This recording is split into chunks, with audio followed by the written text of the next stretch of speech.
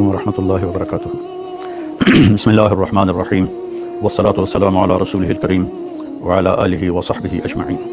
میرے محترم بھائیوں، بہنوں، دوستوں، بزرگوں، بچوں، بچیوں، رمضان کا مبارک مہینہ چل رہا ہے۔ ہم اس پہ اللہ کا شکر ادا کریں، روزوں کی پابندی کریں، تراویح کا اہتمام فرمائیں، بغیر عذر کے 20 تراویح نہ چھوڑیں کہ ہر سجدے پر 1500 نیکی لکھی جاتی ہے۔ تو کتنی بڑی کمائی کر کے ہم آتے ہیں۔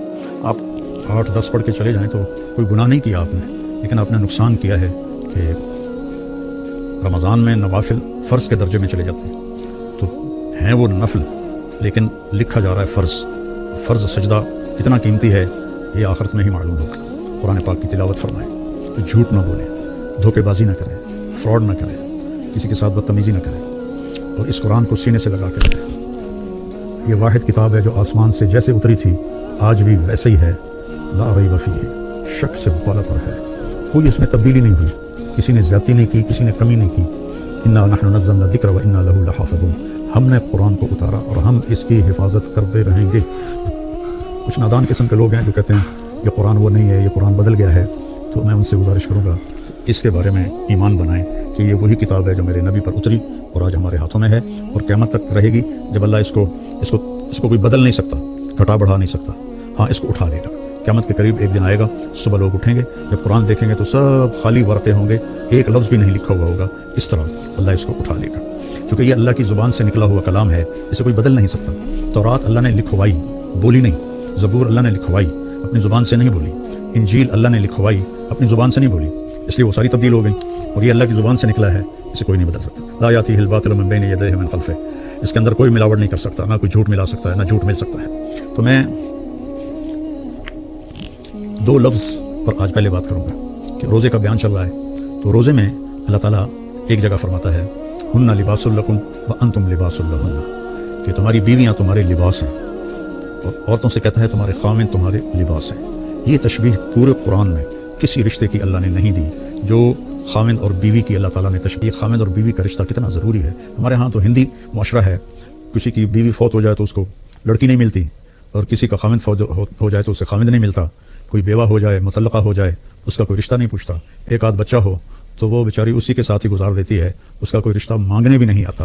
میں چاٹ گیا تھا، وہاں میں نے معاشرہ دیکھی کہ 8 بچوں کی ماں کو بھی طلاق ہو جائے تو عدت کے بعد فوراً اس کی شادی ہو جاتی، اور جو خامد ہوتا ہے وہ 8 بچوں کو سنبھال لیتا ہے۔ حالانکہ غریب ملک ہے بالکل، اور یہاں سب کچھ ہے، لیکن کہیں کبھی کسی بیوہ کی شادی ہو، اس کے ساتھ بچے ہو تو کہیں گے اسے بچہ نہیں لڑنا، اسے بچی نہیں لڑنی۔ اللہ کے واسطے یہ ہندی معاشرت چھوڑو، اپنے نبی والی معاشرت اپناؤ۔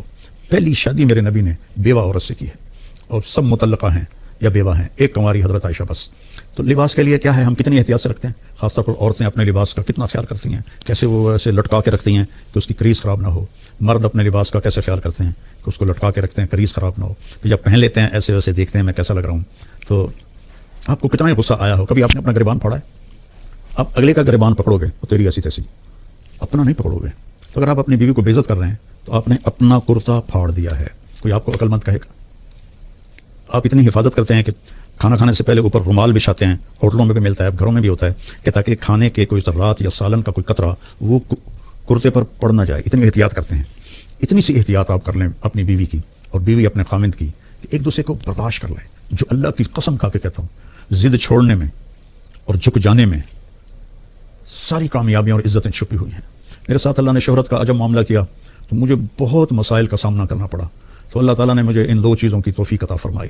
میں ضد کے آگے ہار مان جاتا تھا، پیچھے ہٹ جاتا تھا، اگلے کی پوری کر دیتا تھا، اور جتنا بھی مجھے اوپر کچھ ہوا میں سر نیچے جھکا کے رکھا۔ میں نے کبھی جواب نہیں دیا، کبھی ترکی بترکی جواب نہیں دیا، کبھی ضد کو ضد سے نہیں توڑا، اپنی ضد کو توڑ دیا اور اپنے آپ کو نیچے جھکا لیا۔ تو میرے مالک نے میرے اوپر کتنا کرم کیا، میں کیسے بیان کروں کہ میرے قیامت تک زندگی لے کر رہوں اور سجدے میں پڑا رہوں تو میں اللہ کی اس نعمت کا شکر ادا نہیں کر سکتا۔ آج میں آپ سے مخاطب ہوں اور اللہ میری بات کو پوری دنیا میں پھیلا رہا ہے۔ اللہ کے واسطے ضد چھوڑ دیں، اگلے کی ضد مان، حتیٰ کہ بچہ بھی ضد کرے نا تو اس کی ضد مان لیں۔ مائیں اس کی پٹائی شروع کر دیتی ہیں، وہیں سے نفرت کے بیج آپ ان کے اندر بو دیتے ہیں۔ ایک جگہ میں تھا تو خواتین جمع تھی تو کہنے لگی مولانا ہمارے بچے ہم سے ڈرتے نہیں۔ میں نے کہا تو کیا تم ڈائن ہو جو تمہارے بچے تم سے ڈریں؟ تم ماں بنو، تم یہ سوال کرو کہ ہمارے بچے ہم سے پیار کریں، کیا کیا جائے؟ یہ بھی کوئی سوال ہے کہ ہمارے بچے ہم سے ڈرتے نہیں؟ ڈرانا نہیں ہے، قریب کرنا ہے۔ تو جھک جاؤ، آپ کا گھر آباد ہو جائے گا۔ اللہ کی قسم کھا کے کہتا ہوں، آپ کے گھر میں خوشیاں رہیں گی۔ اگر آپ ضدوں پر رہیں گے تو پھر اپنے کپڑے پھاڑیں گے، تو اپنے کپڑے پھاڑنے والا یا پاگل ہوتا ہے یا بے عقل ہوتا ہے۔ تو ایک تو تشبیہ یہ ہے جس میں اللہ تعالیٰ نے ہمیں اتنا خوبصورت سمجھایا ہے کہ ہن لباس لکم وانتم لباس لہن. پھر اس سے ایک اور مطلب بھی نکلتا ہے. جب ہم چھوٹے تھے ہماری مائیں ہمیں جو کپڑے پہناتی تھیں وہ ہم پہن لیتے تھے. جب ہم بڑے ہوئے تو ہم اپنی پسند کا کپڑا خود لینے لگے اور خود یا خریدا یا منگوایا اپنی پسند کا. تو اس میں یہ اشارہ ہے کہ بچہ جوان ہو تو ان کی پسند کا خیال ضرور کریں, ان کی پسند کا خیال ضرور کریں, ان پر اپنی مرضی مسلط نہ کریں. وہ اگر خوشی سے مان رہے ہیں شکر ہے اللہ کا, لیکن مثلا بیٹا کہہ دیتا ہے کہ اماں میں نے یہاں شادی نہیں کرنی, یا بیٹی کہہ دیتی ہے اماں میں نے یہاں شادی نہیں کرنی, وہ اللہ کے واسطے ان کے اوپر زبردستی جبر نہ کرو. یہ اللہ نے ان کو حق دیا ہے, لڑکی کو بھی لڑکے کو بھی اللہ نے حق دیا ہے کہ وہ انکار کر دیں. اس کو لڑائی نہ بناؤ, اس کو نافرمانی نہ سمجھو بچوں کی. یہ بچے اور بچی کا حق ہے, تو ماں باپ اس کی رعایت کریں, زبردستی کی شادیاں نہ کریں. بہت تباہی مچتی ہے, بہت تباہی مچتی ہے. عمر گزر گئی ان کے بھیانک انجام دیکھتے ہوئے, جہاں ماں باپ نے ٹھونس دیا لڑکی پر کہ ایتھے ہی کرنی ہے, یا بیٹے پر ٹھونس دیا ایتھے ہی کرنی ہے نہیں تو گھروں نکل جا. یہ اس قسم کی فضول باتیں, یا ہم نے تو بس ارائیوں میں کرنی ہے, ہم نے تو جٹوں میں کرنی ہے, ہم نے تو راجپوتوں میں کرنی ہے.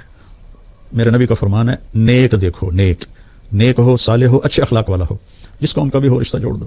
میرے نبی نے اپنی ایک بیٹی اپنے گھرانے میں دی حضرت علی علیہ السلام کو, باقی تینوں بیٹیاں آپ نے اپنے خاندان سے باہر دی ہیں. حضرت عثمان کو جو بنو امیہ میں سے تھے 2 بیٹیاں ان کو دی, ابو العاص کو بڑی بیٹی حضرت زینب دی. تو رشتوں میں اس بات کا خیال رکھیں کہ بچوں کی رائے کا خیال رکھا جائے. بات لمبی ہو رہی ہے لیکن ضروری ہے. حضرت علی رضی اللہ تعالیٰ عنہ علیہ السلام تشریف لائے حضرت فاطمہ کا رشتہ مانگنے, اور جبریل پہلے آ گئے تھے کہ یا رسول اللہ نے علی اور فاطمہ کا رشتہ طے کر دیا ہے.